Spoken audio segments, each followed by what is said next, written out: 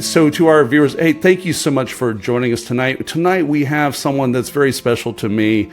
We got Linus O'Brien here, who has directed a wonderful new documentary called The Strange Journey. And Strange Journey is the story of... Rocky Horror. In 1964, I got on a boat to England. England was monochromatic until 1967, and suddenly England became Technicolor. I got into Jesus Christ Superstar. The director was Jim Sharman. I said to Jim that I'm writing a little musical myself. I said, I hope it's not religious. And of course, it's the only one that ended up with its own cult. We opened and it was a phenomenal success. We created immersive theatre. People were rushing to get in and see it. This was something alive. We were allowed to make a movie. We just worked our asses off. There was something about not having money. It added to the edginess of it. And then the movie flopped. It just didn't make any sense. Tim Deegan suggested, why don't we run the film at midnight? I said, how's it doing? He said, what's interesting? It's the same 50 people every week.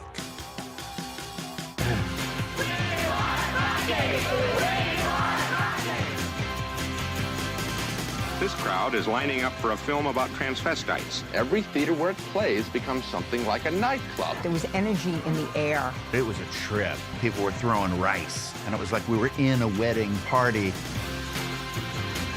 was spreading to the other theaters in other cities. It steamrolled. Rocky allowed you that freedom to live out your dreams.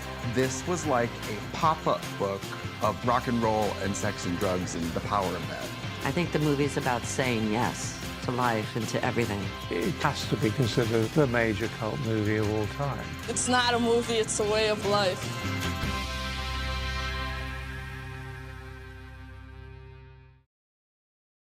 When did you realize your dad was a famous space alien? I mean, I mean, you phrase it that way, he's just always been dad, right? It's astounding.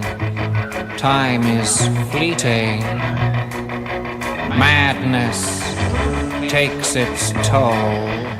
I think so. I don't know any different from anyone else. I mean, I can see my other friends' lives and their relationship to their parents and see the differences and everything. But when you're in your family, you're, and especially at that age, you're just living your life. You don't really take it on board.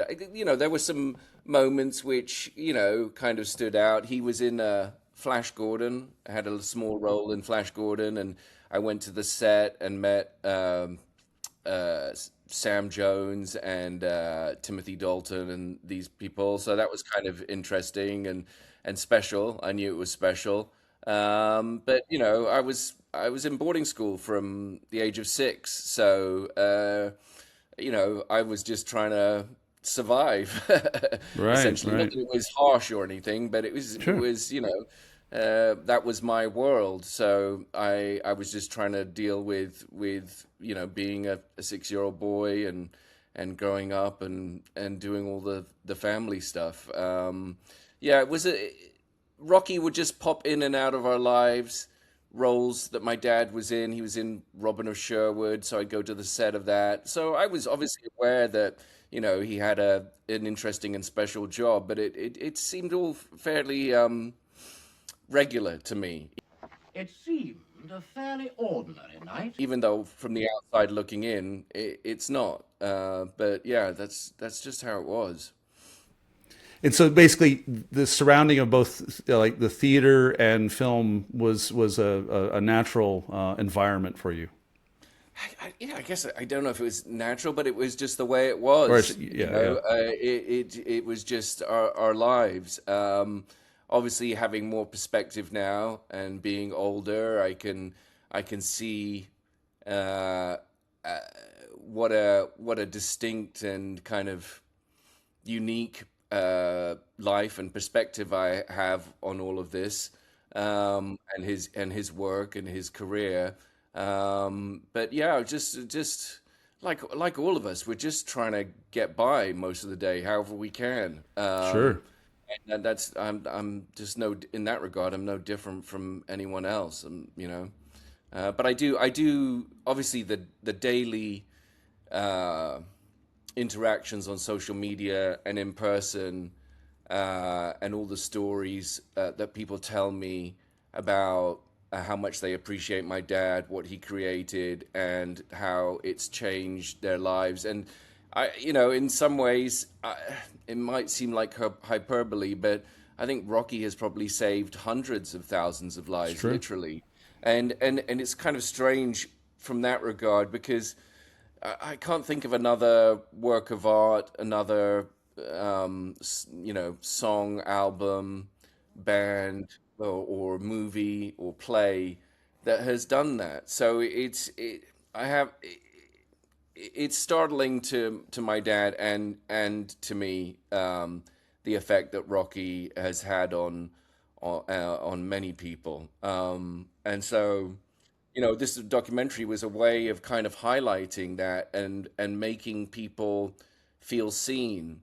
So, we filmed a bunch of shadow casts, which are for people who don't know, it's the performance that takes place in front of the screen as far as the movie goes. And we filmed the New York shadow cast and the LA shadow cast, Sins of the Flesh. And wow. And what the hope was that, even if the shadow cast members from Milwaukee and Chicago weren't in there, they could see themselves up there, and that the stories that Jack Black and Trixie Mattel and the other shadow cast members talk about are their stories. They're your story. They're a lot of people's story. So that was the goal, to celebrate them and what they've loved for 50 years now. Well, I want to also honor that. I hadn't realized I had seen your mom in the cast, because I know that whole bunch of faces that were in Frank's court, if you will. Mm-hmm. And when I look back to prepare for this, and I'm watching your mom dance in there, I'm like, that's very special to see, because again, the family's in the business. Tell me a little bit about your mom, and also I know that they had like a pop band back in the 70s, yeah. Right, yeah, it was called Kimmy and Ritz, and wow. they released I don't know, about maybe 2 or 3 singles, I think. My mom has struggled with addiction over the course of her life. I think she was very talented, had a great voice, but she let her personal demons kind of get the better of her. So it's been a somewhat tricky relationship, but Sure. yeah, it's nice to see her up on screen doing her thing. It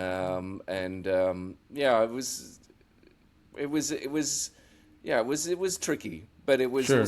it's also nice to see people talk about her like yourself. Sure. Well, one of the things I think that is so special about Rocky, that again, I think your dad said it became the people's film, right? Is Right. that in the late, I was heartbroken. I didn't know we lost Sal. And that's a big deal for those who don't know. Sal Piro changed the direction of the film a bit, and I'd like you to talk about it more than I would. But the fact that he wasn't, I know you also had that sense of there, and happiness and joy and love. Evolving from the stage, just the Rocky Horror Show, into the movie, and into later the audience participation, is a big part of, I think, what made that film catapult into what it became. Yeah, absolutely. I mean, the strange thing about all of this stuff, the things when you try and trace back the genesis of Rocky, there's so many little things that happened along the way that without those little things happening, we're not talking about it today. Sal Piro being a huge part of that, really championing the whole repeat viewing night, Friday and Saturday night. in the late 70s in New York. He really, he really took it to heart and kind of created his own family around it, and really brought people in. He's, it's an interesting mix. I love Sal. And in many ways, Sal for me is a true New Yorker. Right. He's brash, he's loud, but he's also welcoming. And I really feel like he epitomizes New York for me in many ways. So I really have a real soft spot for Sal because I love New York, and he kind of represents the New Yorker for me, and I love the people there. I love the fact that I was just back there recently for the Broadway opening of Rocky. Right, we're going to talk about that. Exactly. Yeah, exactly. And It's awesome. What I love about it is that you can have a really meaningful conversation with a complete stranger on the streets of New York, and it can come out of nowhere, and you don't see each other again, obviously. But it's that immediacy that I love, and I think I don't really find it in too many other cities. Maybe it's the effect New York has on me, and I become more open. Sure. But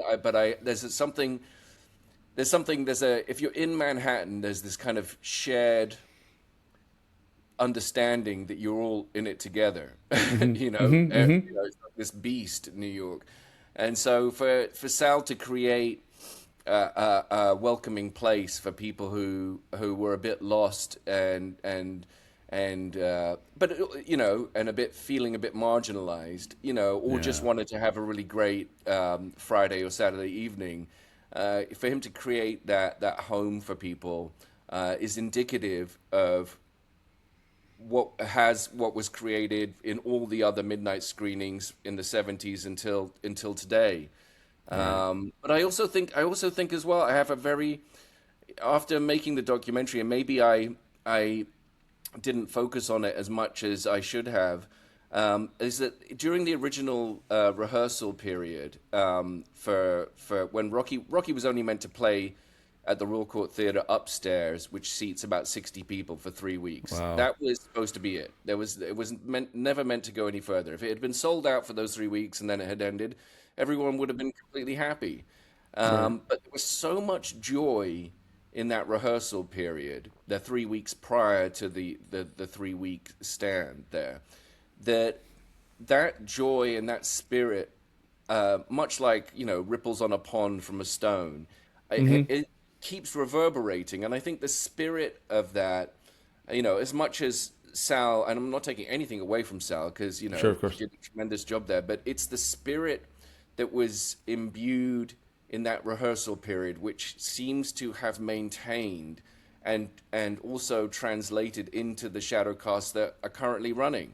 And it's I don't think there's another. My dad wrote 60% of the songs in the script before the rehearsal period, and probably wrote the remaining 40% during the rehearsal period. But it was imbued with everyone's kind of, from Jim Sharman's ideas to Brian Thompson's ideas to Richard Hartley, Sue Blaine's, and the cast. That really infused a spirit of joy and happiness, which maintains.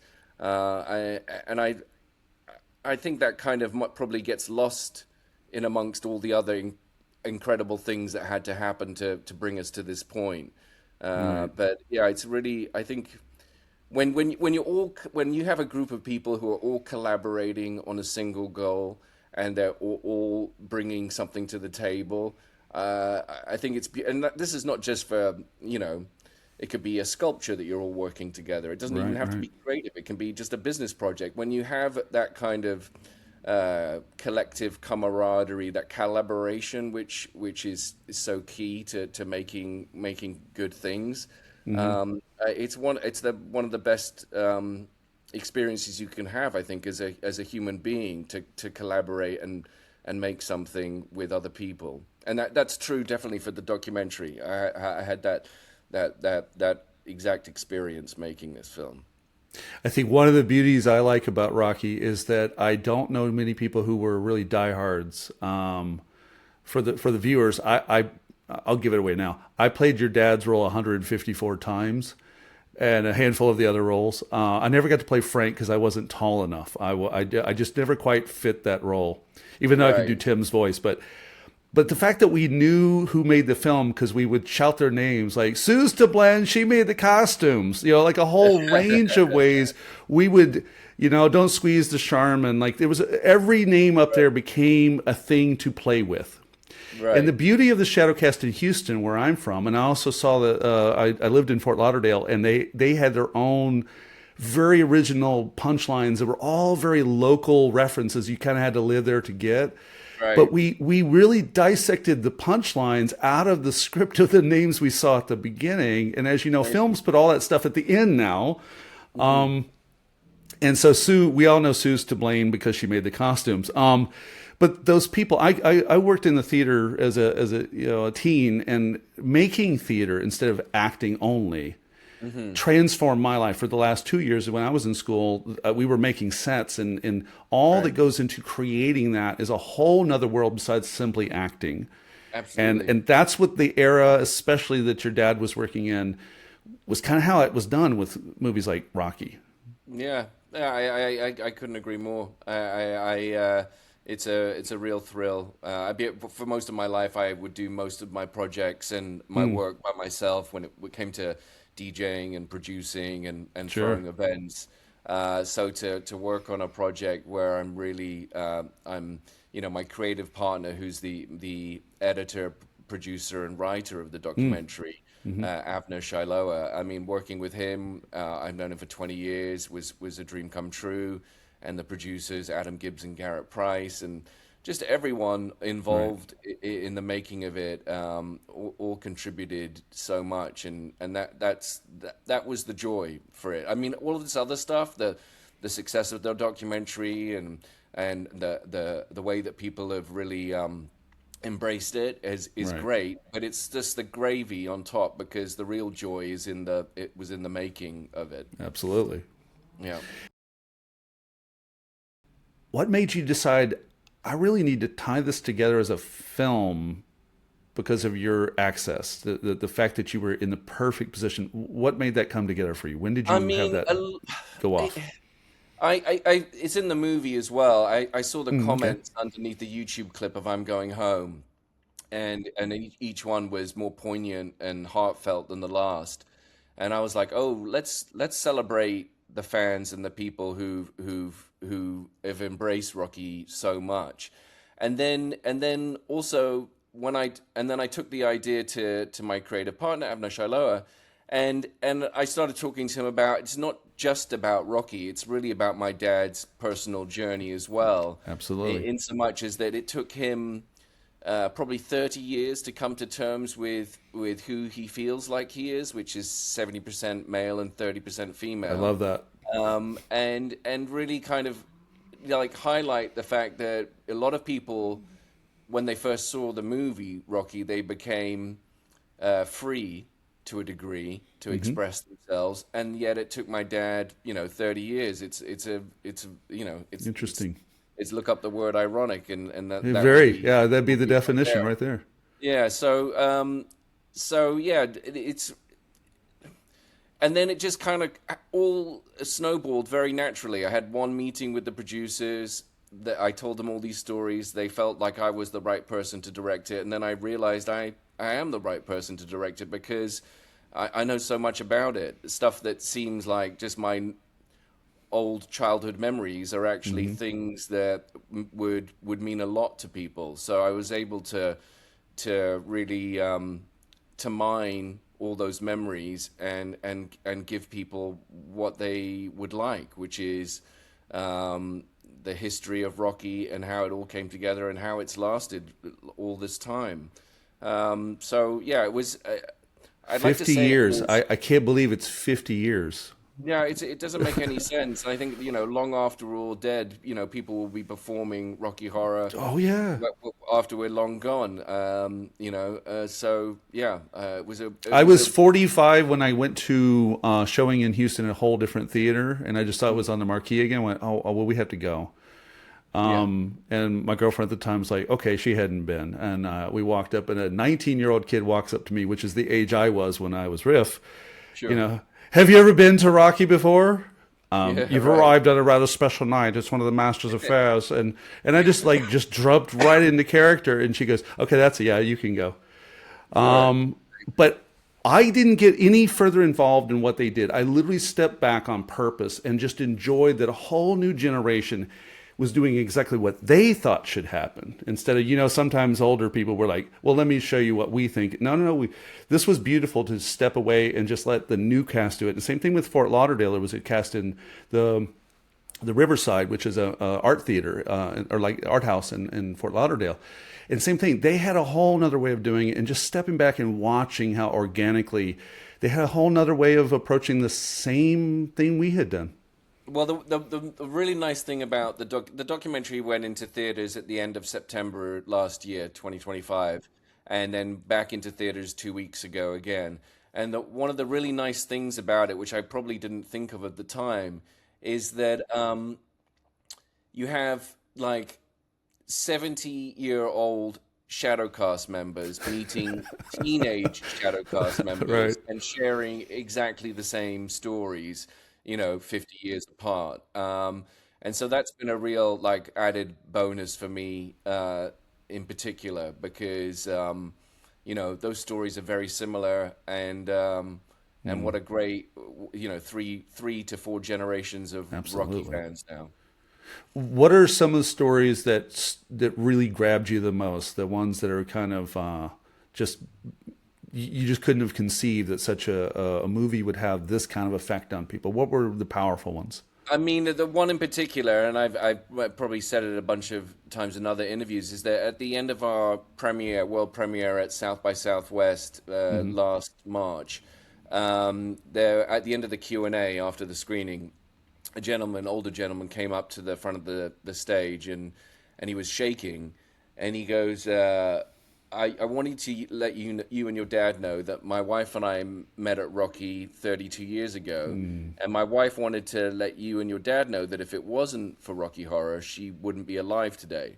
And so those stories come to me on a fairly regular basis, and that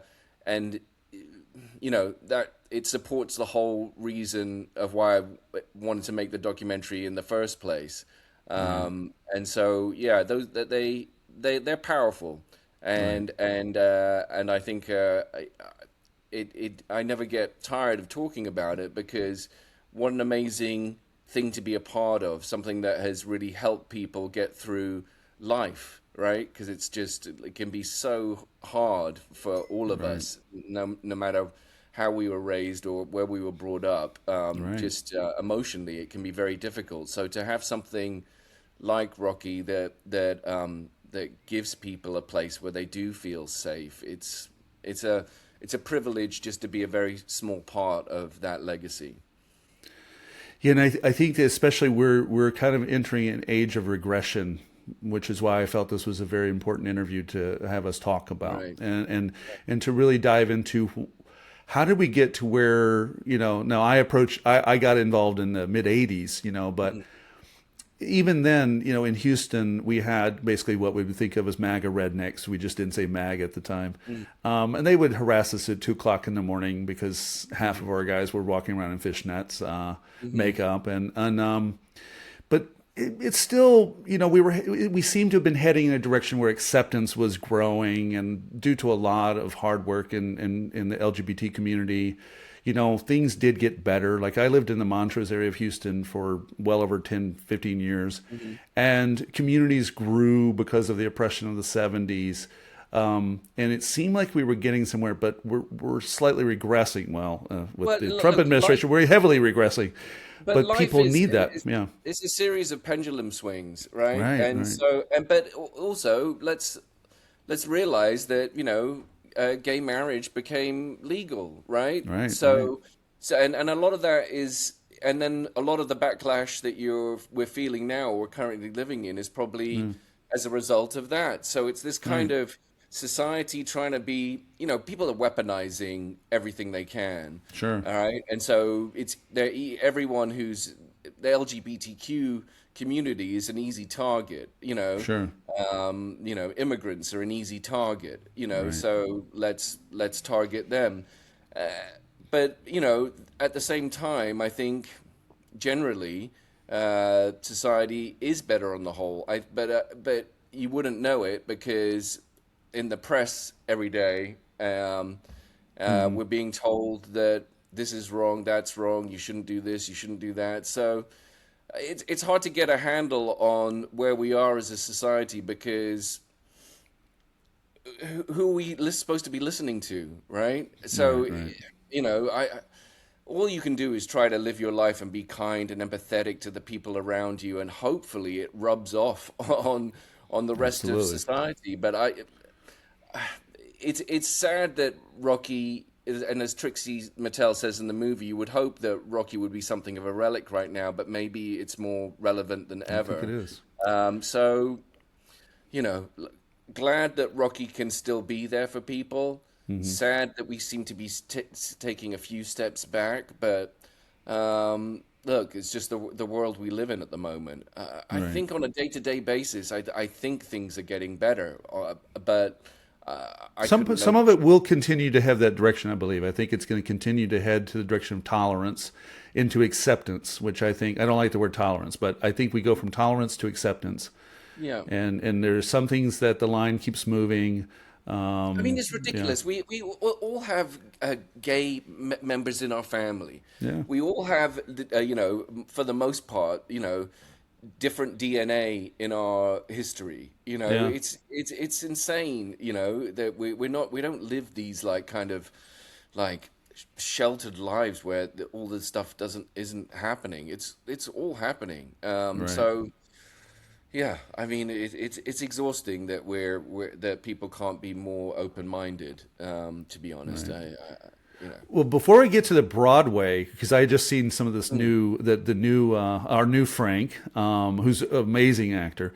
I want to talk about two eras, especially. I'm going to shoot down one because it was so funny when it came out on VHS, and I actually have the Sal Pero audience participation album, and I have all that stuff. But when it came out on VHS and people could watch it at home, all of us in the theater went, "How are you going to watch it at home?"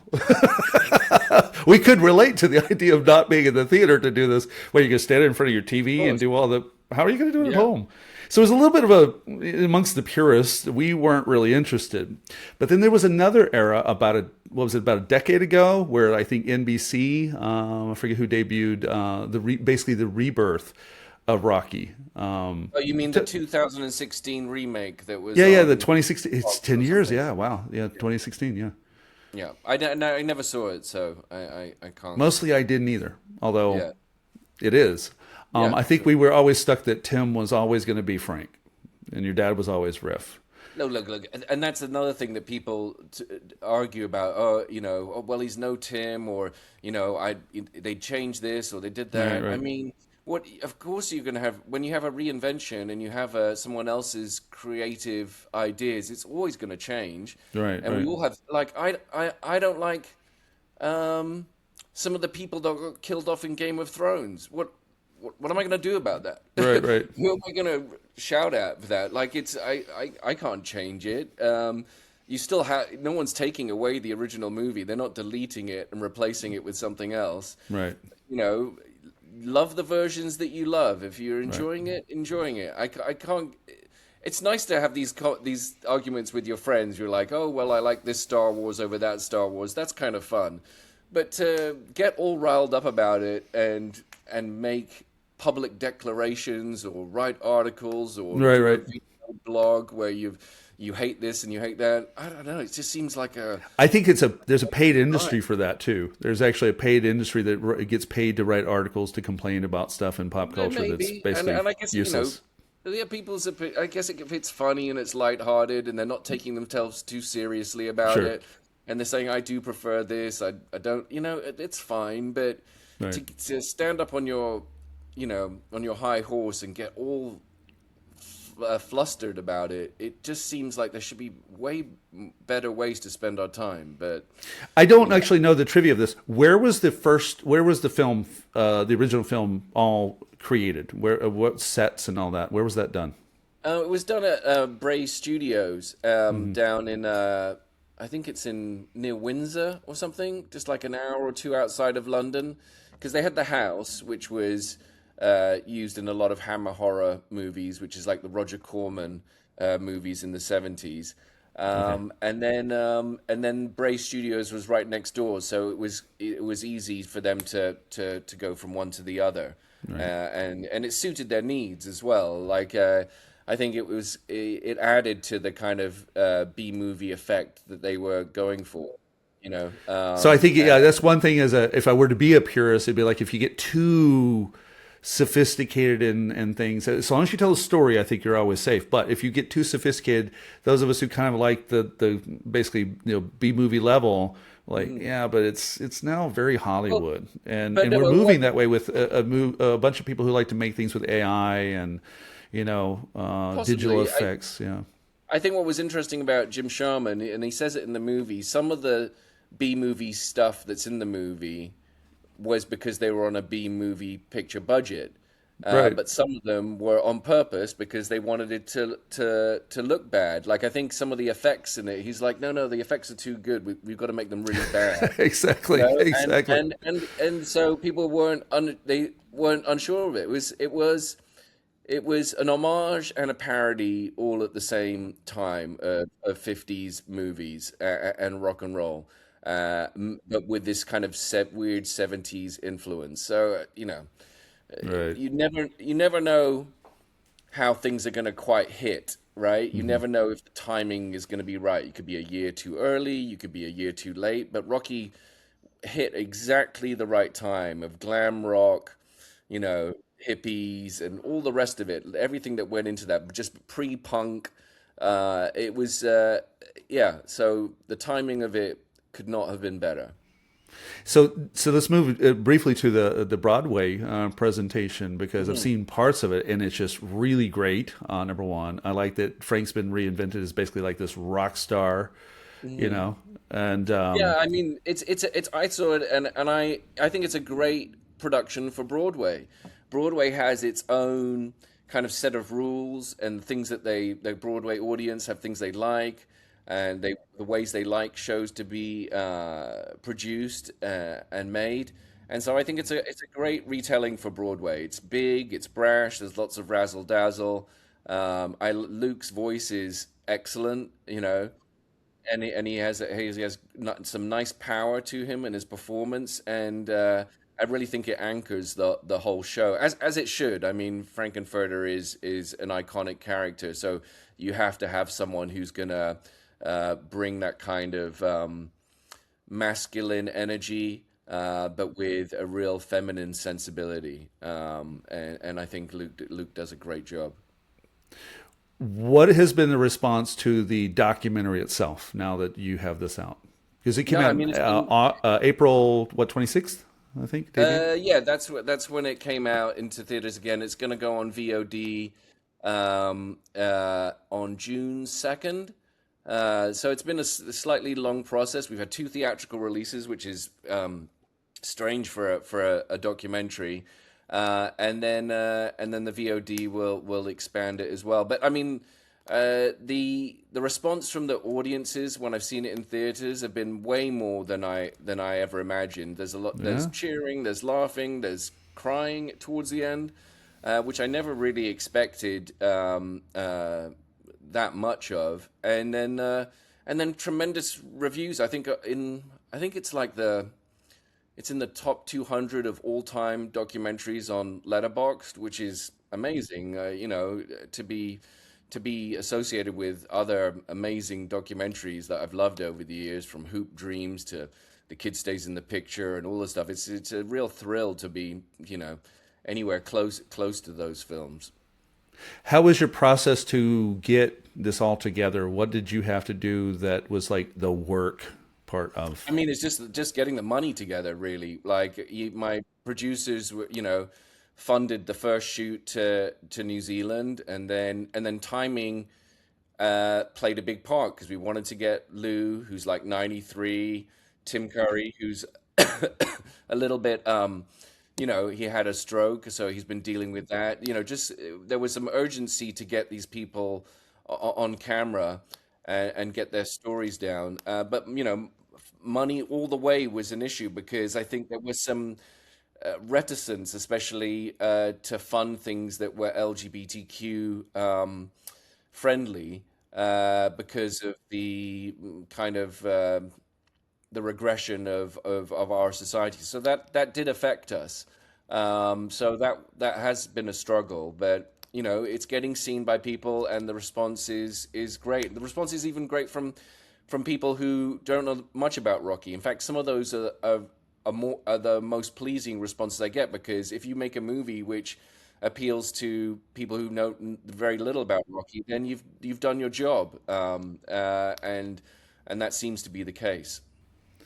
I'm going to mention one that's a former soldier here, British. He's a Brit, but he's a Ukrainian soldier. Sean Penner was in captivity for the first part of the war here in Ukraine in 2022. God.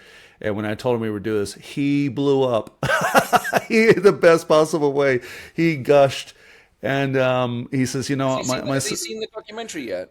Not the documentary. We're going to try to do an airing here. I told him that. I said we should do one here because for our viewers, we actually had an airing of Rocky here in war, October 2024 at Kinotheater Zhovten, which is basically the theater, Yellow Theater.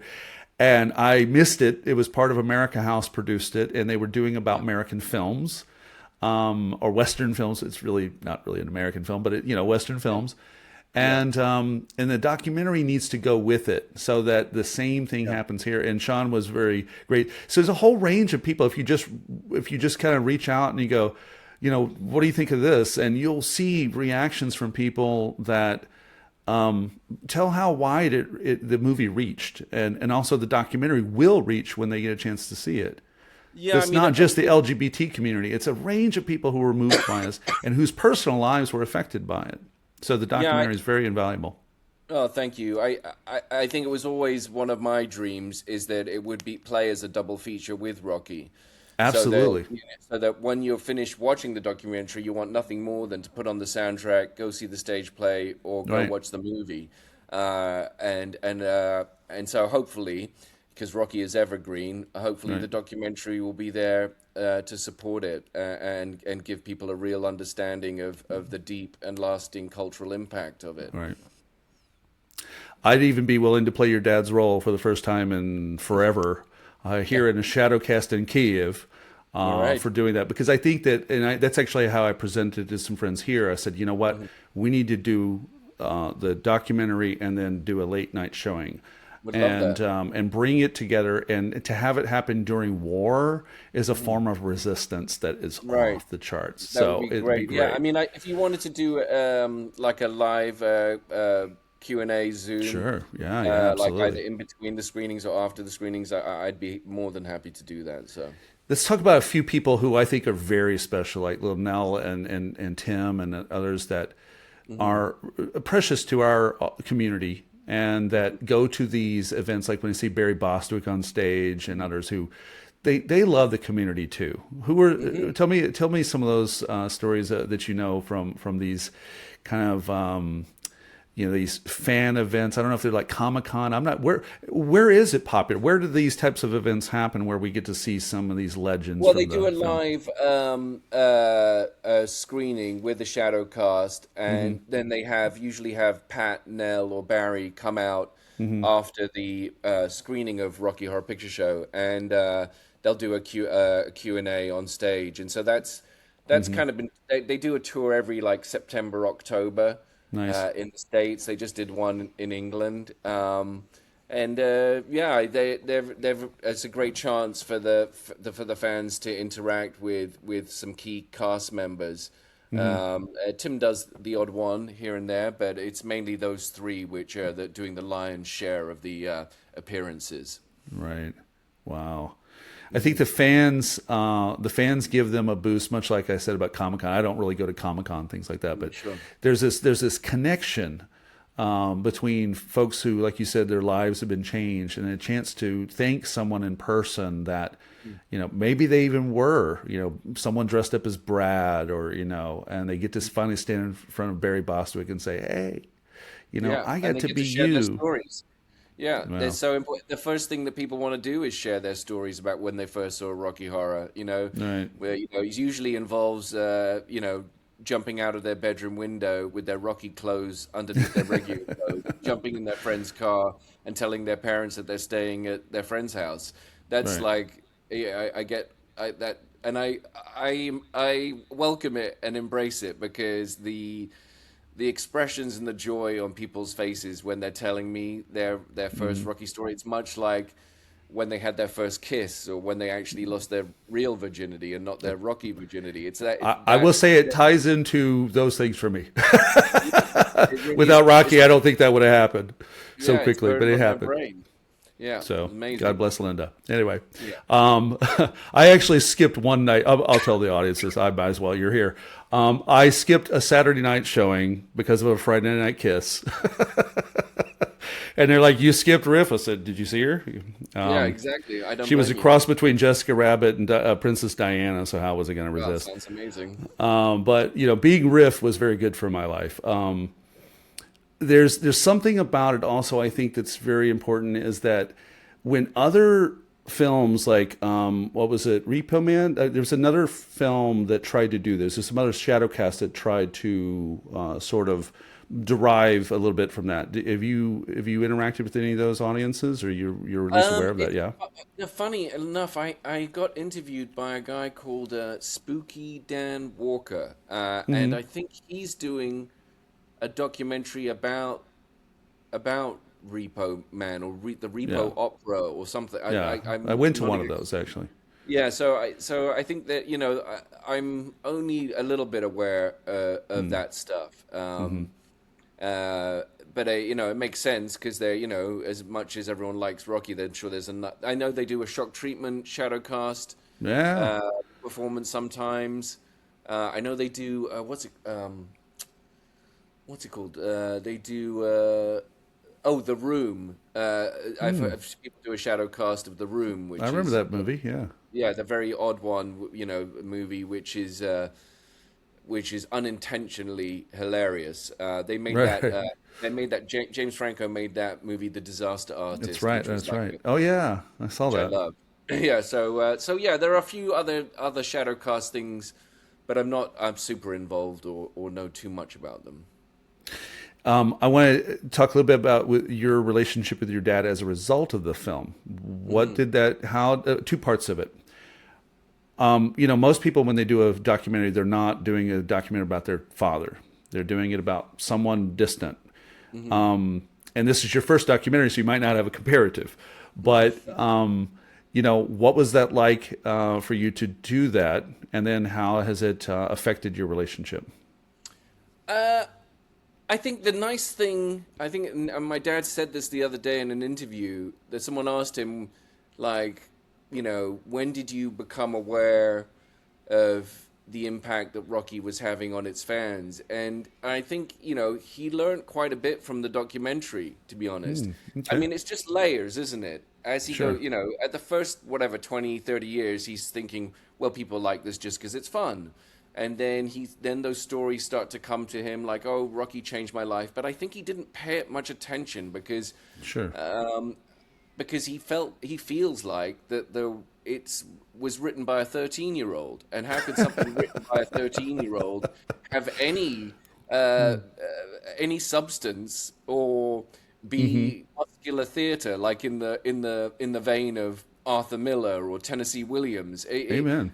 It's juvenile, but the impact on it is as profound or more profound than Death of a Salesman, all of these things. Not that they're great works of art which we love and appreciate, but they don't seem to have affected the general public the way that Rocky has. So I think when he sees the documentary, when he's watched it, and then people tell him about it, he's like, I think it's finally dawning on him, but he doesn't know what to do with it either. He you can't sit in that feeling of saving someone's life through your work of art for too long. It just it becomes overwhelming if you do. But he's very, very happy that it's become an inclusive place for people to find each other and feel like they're not alone.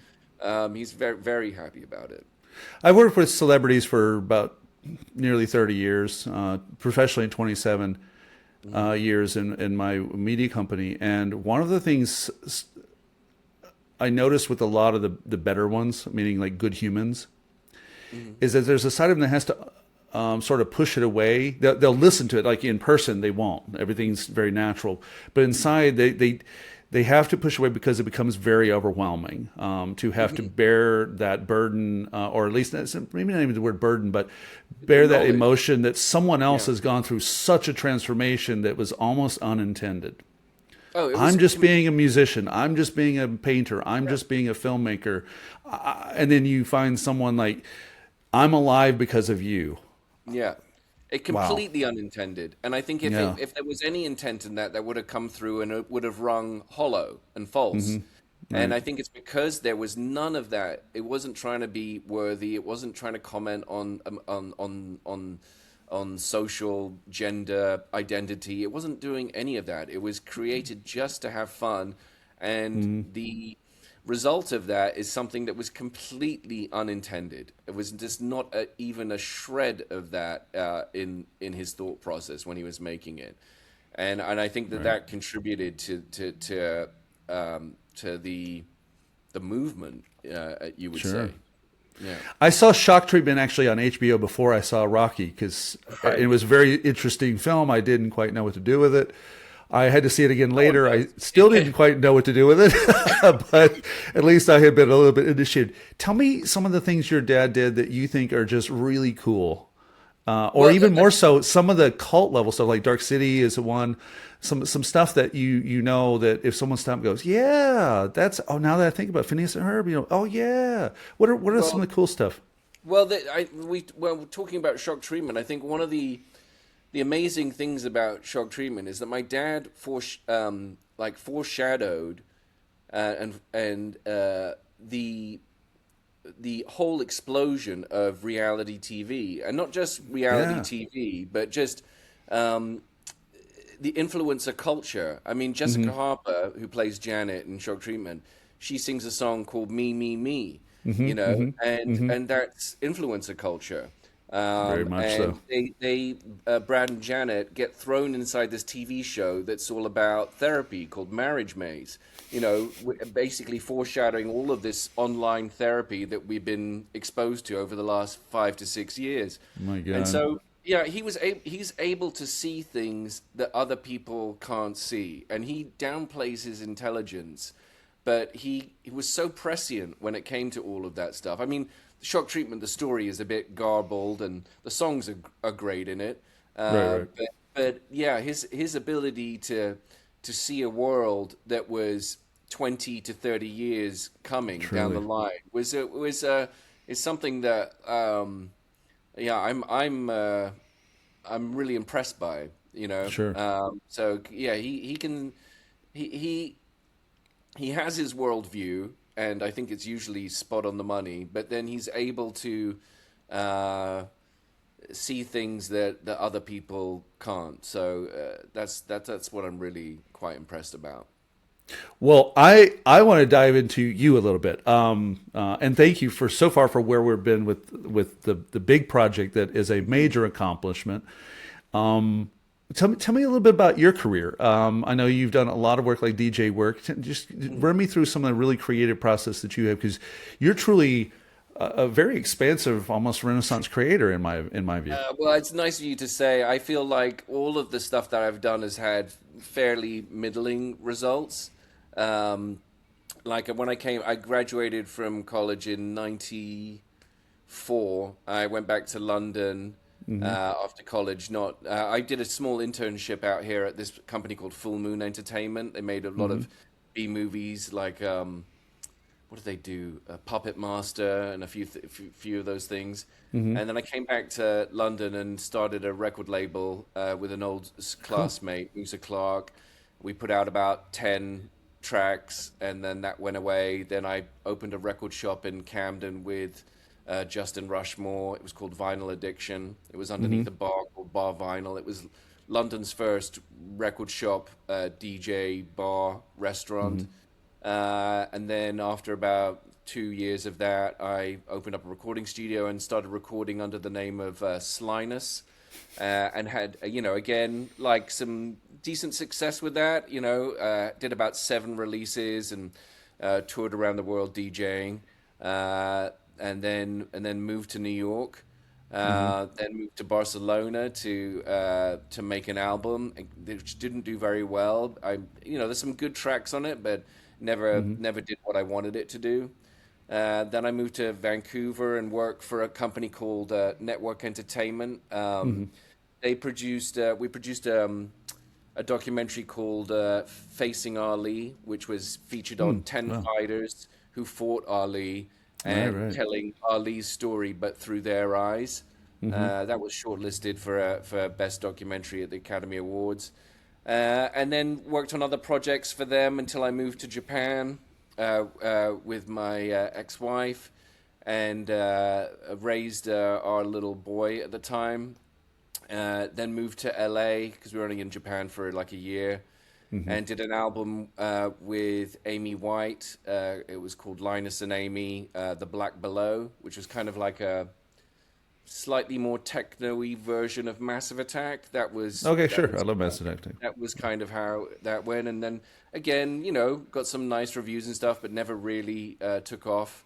And then I started in 2017. I started throwing underground techno parties in LA, downtown LA, at warehouses there. Threw about 25 parties over the course of 2 to 3 years. Had 30 people at the first event, and then 1,200 at the last. And then the pandemic came, and it washed away all of the work I'd been doing for the previous 3 years. And when we came out of the pandemic, I was like, I do not have the energy to start it all up again. I'd lost the drive, because it took a tremendous amount of work to do those parties. And then came up with the idea for the documentary. So it's been a very haphazard career. I don't even know if I would call it a career. I would say it's a haphazard life. Yeah. But a friend of mine the other day, when I said something about vacation or how I live, I said, I've never taken a vacation. What is vacation? What are these words? I don't know these words. I just work. I create. And he goes, oh, so you don't have a job or a career. You have a vocation. Right. I just do creative. I don't really turn an on-off switch on it. If I wanted to go film, I'll go film. If I want to go photograph, I'll go photograph. If I want to play guitar, I'm going to play guitar. Nice. And that sounds like what you're doing. Yeah, it is. I'm hoping to build on the success of the documentary. I've got a number of projects that I'm trying to develop now. So we're hoping that 1 or 2 of those get started, so I can continue this. So it's a very transitional period right now for me. So fingers crossed it all works out. Well, I think it's fantastic that not only did you get it finished, you got it out there. Not only did you get it out there, they love it. Yeah. So yeah, it's a nice achievement, but I can't rest on my laurels, because that would be uncomfortable. I prefer a bed. And yeah, I have to try and keep this new career going. So I'm hoping it all works out. What has been the when it comes to the kind of business side of trying to get it into on demand and all those areas? We're in a very different era. Things are changing, where studios are bought and purchased in big mergers. Yeah. How is that affecting how you're getting this done? I mean, at every degree, you would have hoped that someone would have picked it up right after South by Southwest, but that didn't happen. So we had to pivot and release it into theaters ourselves, which was really nice, and I loved that experience. And then a company called Magenta Light Studios picked it up again even after it had gone into theaters. They were like, no, we think that this is an evergreen project because Rocky is evergreen. And so working with them has been delightful. Been working with an executive over there called Wheezy Melanson.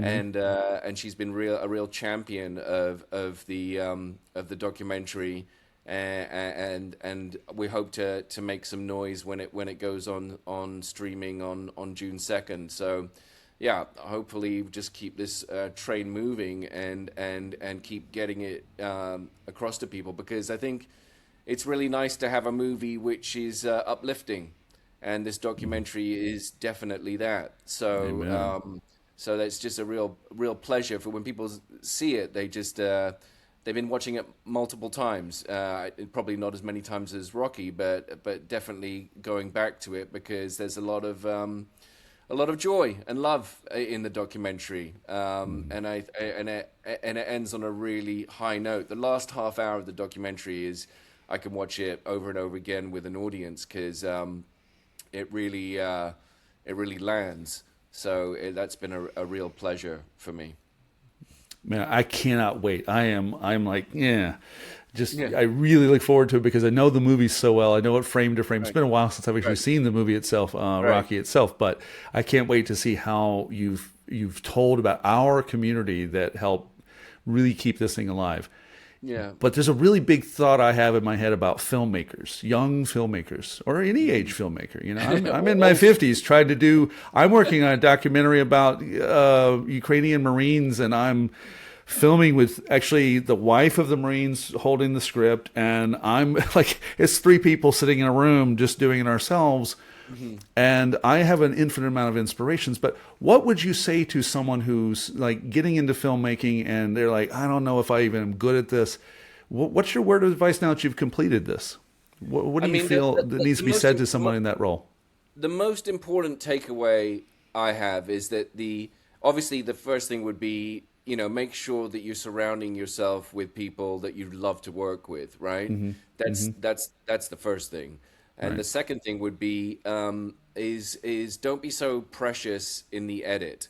Make choices that make the overall piece really sing. Because, there's that phrase, kill your darlings, right? So, you fall in love with this 5-minute segment, but it throws off the rhythm, the timing of the film, and then it's distracting and you've lost people's attention. I think one of the big things for me is that I really wanted to grab people's attention and hold it the whole way through. And as a result, I think some people say, oh, I wish we could have had more shadow cast stuff. I wish we could have more with your dad. And I sometimes feel the same way. I'm like, I really would have liked a bit more here and there. But at the end of the day, you have to look at the thing as a whole, its own thing.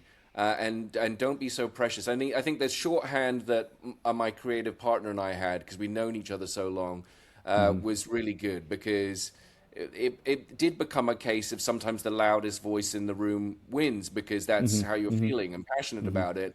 But it wasn't a problem for us. We talk to each other like we're brothers. So, we were okay.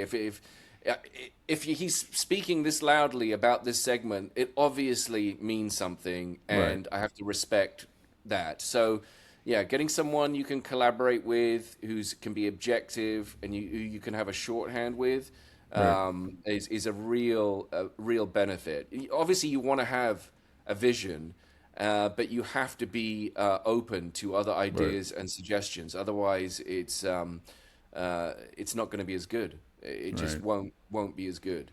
And that goes for everyone, from the Chris Nolans to the Spielbergs. They didn't make this. People in the recording studio who are not making films have to go through the same thing. Some track and cut. I mean, how many albums now from the legends have so many takes of like Led Zeppelin and Pink Floyd? If you just go really dig around in the record shops, did you get this version? Yeah, well, that's got like every alternate take of Miles Davis and John Coltrane and stuff you didn't get to hear in the original that was also done in studio that was equally badass. Someone just had to make a decision which one to go with. Yeah, you have to just have a vision and be open to any suggestions and be open, to be honest, be open to the things that don't work out. There were many times where we were like, we really wanted this thing to happen on this date, and it didn't happen, and then something better came along. So embrace. Sometimes you almost want some challenging things to come along because without them, you wouldn't have the good things that follow. Right. And I think that's true not just for the creative process, but I think it's true for life. Challenges shape us and change us and make us. What's the word I'm looking for? I guess it's malleable. I guess, just be, you have to be like Bruce Lee says, go be water, Be like water.